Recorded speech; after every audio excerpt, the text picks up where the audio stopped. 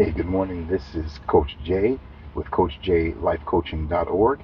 And today we're going to talk about sexuality as it relates to men and women.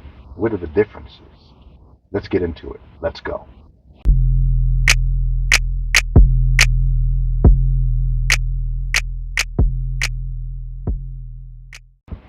Okay, let's get into it. Good evening, good morning, good afternoon, wherever you are in the world. I hope you're doing well. So, sexuality is a very important part of our relationships, and I want to dive into this. So, let's hit this list. I want to read a statement. Misunderstandings about sex and sexuality.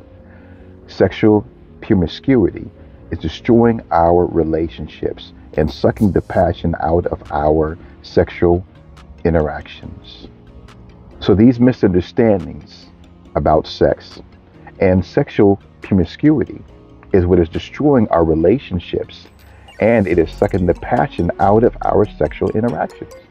That's a powerful, powerful statement. Now let's go into it. Okay, number one, men need sex, women desire sex. What does this mean? Say, Coach Jay, you're talking crazy. Well, no, let me explain this.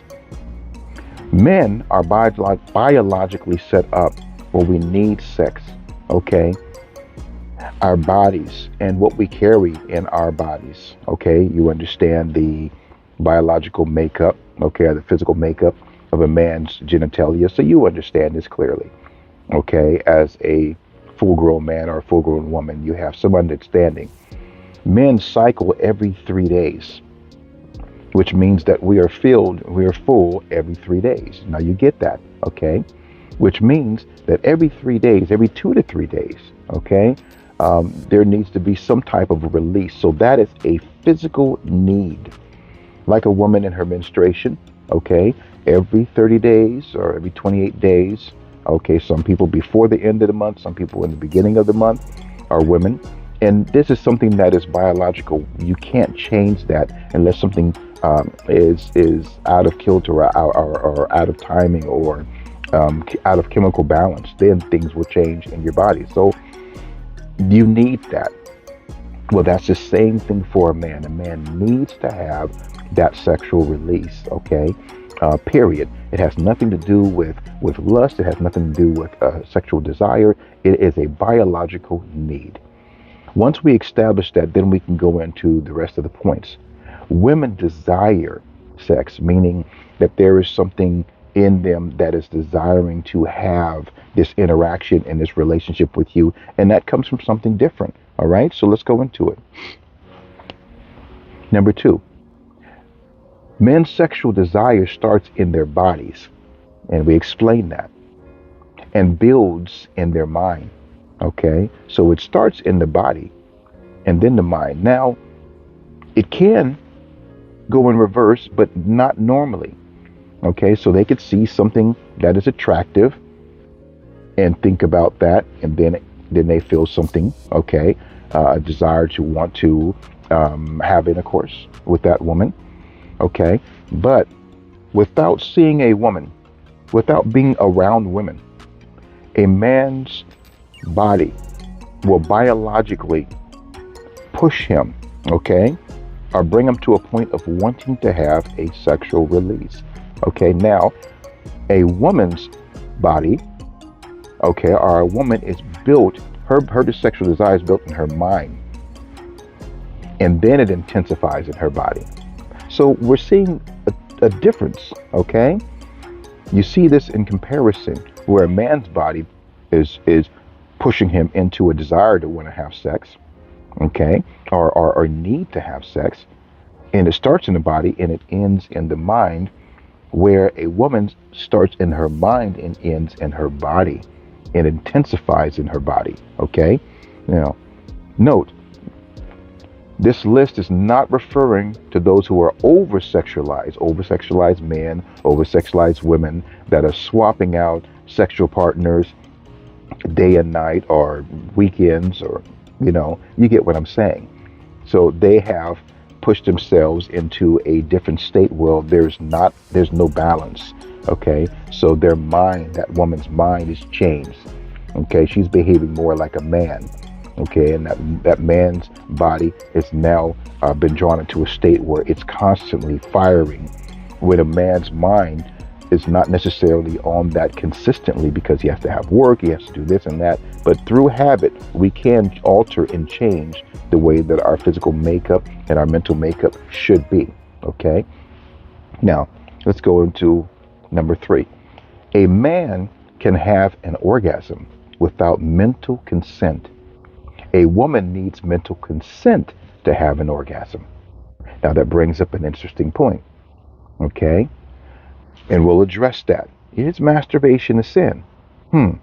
That's a taboo subject. All right, we'll bring up and we'll discuss that. Okay, also we're going to hit on dress code. Oh yeah. So a man, he desires to have sex, or he needs to have sex. So everything starts in his body. Okay, for a woman, everything starts in her mind. All right. Now, when you think about this last statement, a man can have an orgasm without thinking about a woman because his genitalia is built in a way and what he has inside of him. Okay, and we're talking about in his testicles. Okay, that there is semen there, and that builds, okay, a desire, not a desire. I keep saying desire, thinking on the woman's side now, that builds an absolute biological need for him to have a release. Does it mean that men are not sensitive or are sincere in sex? No. Does it mean they can't connect to you? No. Remember what we said. A man, okay, and I'm letting the cat out the bag, so let me back up a little bit here. All right. And these are very important points for you to understand.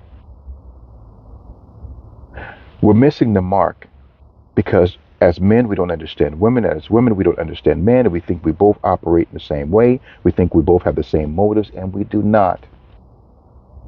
And if we don't change that, we're going to continue to lose relationships and marriage and passion in our community. And I'm talking about a melanated community because we need to understand these things. There are a lot of things that happened to us over the last 400 and something years.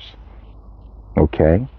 And we won't dive into that, but just imagine the horrific things that happened and the things sexually that happened that we were forced into that changed the landscape of relationships and sexuality in the melanated community globally.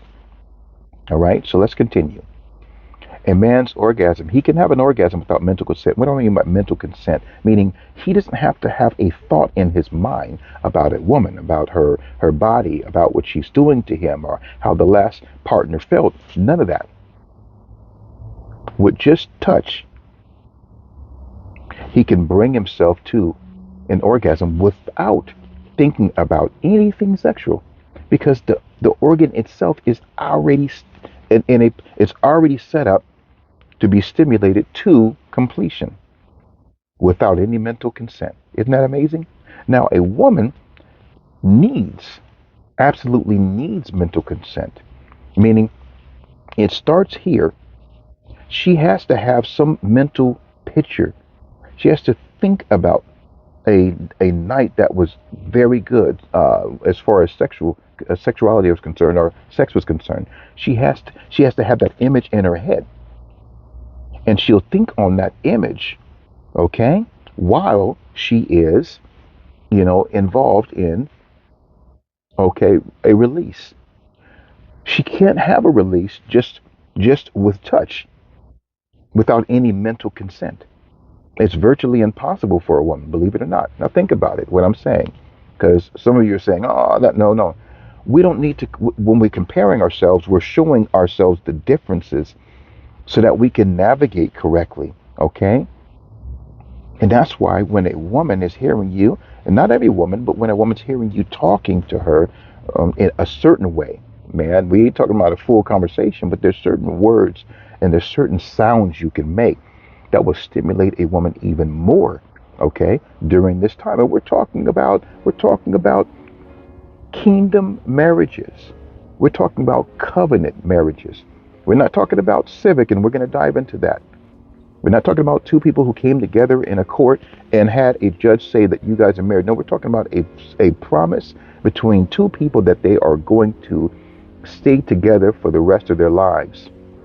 Okay, through the good and the bad times. We're not talking about sex partners. We're not talking about friends with benefits.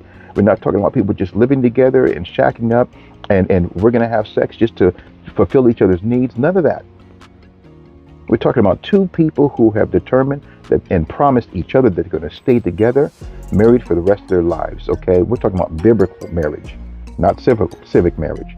And in that situation, these things are all legal in the kingdom. Okay, I'm talking about kingdom of heaven. Okay, the one who made us lives, and who ordained marriage, the first institution in the world. Now let's go on. Okay, and we're almost done here. When a woman brings herself to orgasm, it's because she has thinking. She has to think. She has to hear. Okay, she has to hear. She has to think about it, and it has to lock into her mind. And when she does, then she's able. So the mental consent is important. It's a prerequisite to an orgasm for a female. All right, now let's dive in.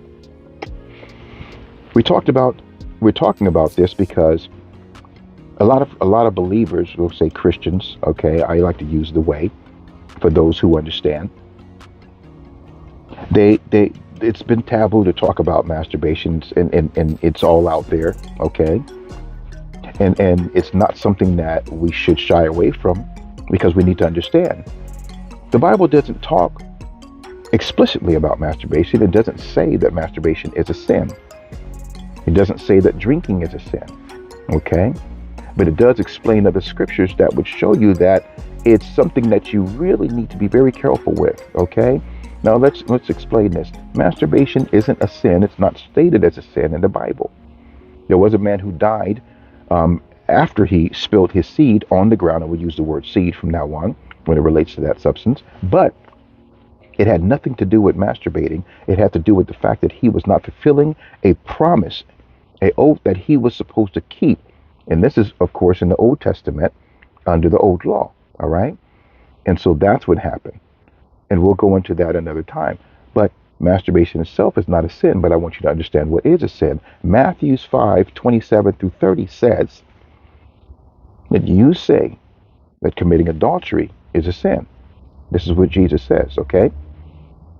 But he says, I tell you that any man, and that's a man or a woman, that looks upon a person to lust has already committed adultery. If you're looking at that guy's pants and you're saying, oh my God, that looks like that, he looks like he can handle business.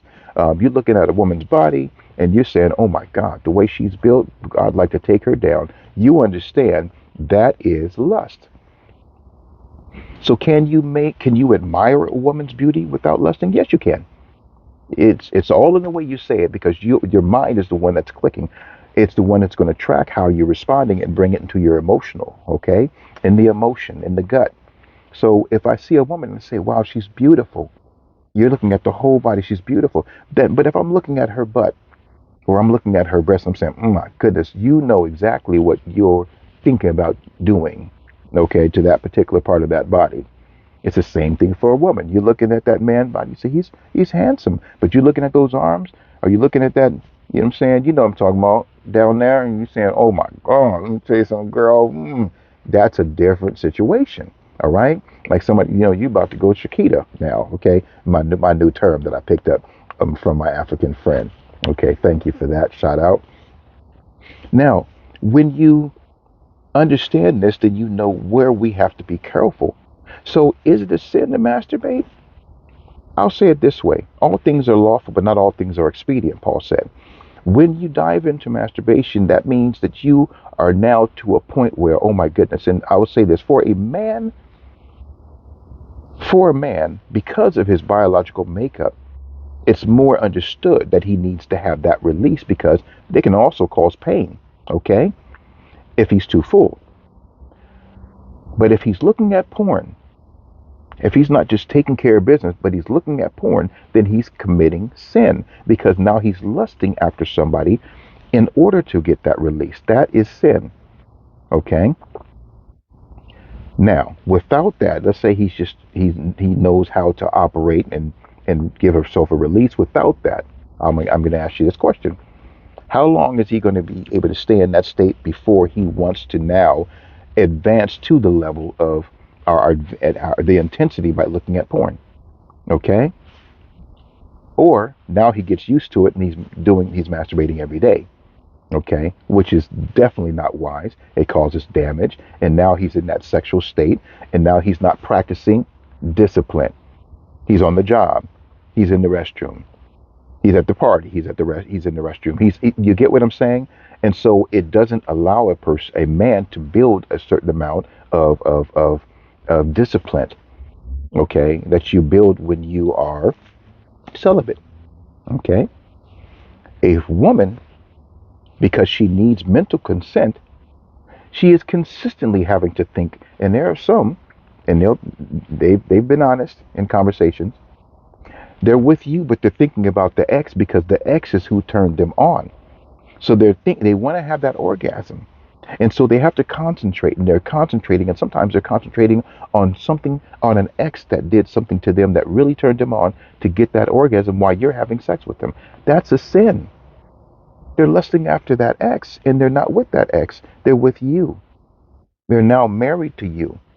I'm talking in covenant, not civically, okay, which is the correct way. And unfortunately, that means that they're cheating right there in the bed while you're having sex with them. So, if you're doing that, you're cheating on your husband. God, that you're lusting after another man's actions towards your body in order to have this man fulfill your sexual, need or your orgasm. That's wrong. Okay? So, it's wrong for a man to look at porn while he's masturbating. It's wrong for a woman to think about another man while she is having sex with you or masturbating. So, you ask yourself the question. I won't even say if it's right or wrong. You ask yourself the question: can you masturbate without looking at porn? Men and women, can you masturbate when needed, when you feel like your body's craving that, or can you, without thinking about a man or thinking about, a past sexual experience? All right, let's go further. A woman needs emotional connection to have sex. So the emotional connection precedes the physical. A man needs sex to have an emotional connection. Let me say that again.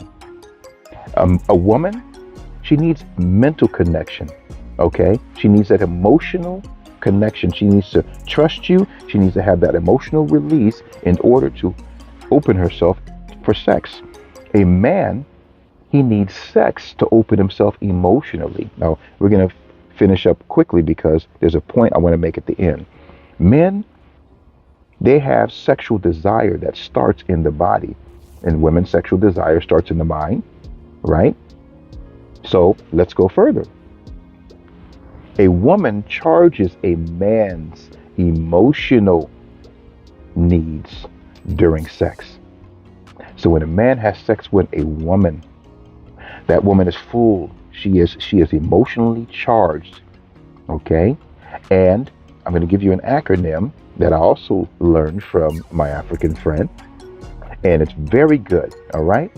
And then off of hers, I said, well, the men need one. So I definitely wanted to bring you one for the men. Okay? So we're going to learn those at the end of this. We're almost done. A woman charges a man emotionally. Men are full. The women, we get emotional connection from them. Oh, my light went out. Hang on. Give me 2 seconds. Okay, I'm still traveling, so I'm in my mobile. All right. And so we're not set up like studio, but here we go. All right. You can see me now. Let's finish up. And a woman, she is her mind, her mental.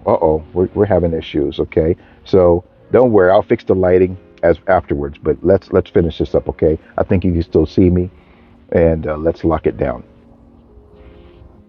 A woman charges a man emotionally during sex, and he needs that charge desperately. And a man provides mental security for the lady during sex. So there's an exchange, okay? There's an exchange. That's very important to understand. So now you understand if there is no interaction there, and this is crazy, but this is really true. A man's emotional capacity goes down when he's not having intercourse with his mate, his wife. And a woman's security, her mental security, goes down when she's not having intercourse with her husband. This is the truth. And you could stop and think about it yourself. That man is emotionally settled when he is having intercourse with his wife, and that woman's mind is mentally secure when she's having intercourse with her husband, because that's what God gave him and that's what God gave her, and there's supposed to be an exchange, and it happens during intercourse. There was a recharging. So this is what my African friend said. A wife, and the Word of God said he defines a wife finds a good thing. What is a wife? A wife is not a woman, just any woman. There are women out there, but they're not a wife. There are men, but they're not a husband, meaning their mind and their emotions and their body is not set for that. They have not prepared themselves for that. They're not. They're just someone you marry that's the opposite sex, but they don't know how to be a husband or a wife. They don't have the heart of a wife or the heart of a husband. Okay? Because understand that sex is a spiritual exchange as well as a mental, emotional, and physical exchange. And we'll dive into soul ties and we'll break that down on the next show. But let's finish this up here. She said that a wife is a wireless full energy. Wireless full energy. All right? Now you understand the internet, you understand, so a man, he doesn't have the ability to charge himself. It's like you have a phone and you're losing the battery, but there's no plugs around. Well, that woman is the plug, okay? Or that woman is the outlet, I should say. The man is the plug. He needs to plug into her. Going to work, dealing with the world, dealing with the foolishness, dealing with the perversion. We talk about dress code and you see the women dressing now, some, not all, completely nude. When you can see the shape of their private part, when you can see the full shape of their behind, their breasts, now I see older women walking around with all of their breasts hanging out just about. The only part that's not showing is just the last part that needs to be shown, if you understand what I mean. When you have all your boobies out, you are tempting a man to lust, and lust is a sin. So you're partaking in that, okay? And I'm saying that to those who are believers, because the world, they're already lost. Some will be found, but a lot will not. Then, with a man, so a man needs to charge. He needs that. And that's not just biologically. The need is biological, but there is a emotional need. He needs to charge, and that woman has that charge. She has that energy. She is that wireless, full energy. Now let's go to the man. Husband. I shorten it down to hubby, because we call our husbands hubby. Okay? Hubby is heart unlocked, body yielded. Now what does that mean? It means that the man, during intercourse, when he plugs in and his emotional need is met, okay?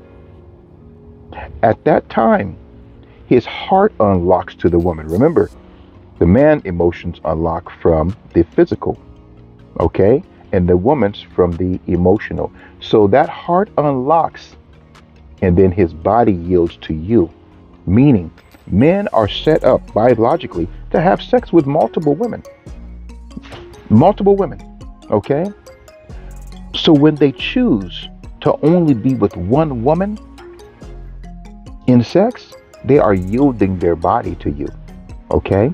So that woman, God has given that woman that you push through the universe, okay? And that's amazing. That energy that only she can give a man. And that's amazing. And when she gives that to that man, the right man, the one man, the only man, not sharing it with anyone else, his heart unlocks. and then his body yields to just you. Last point. Okay?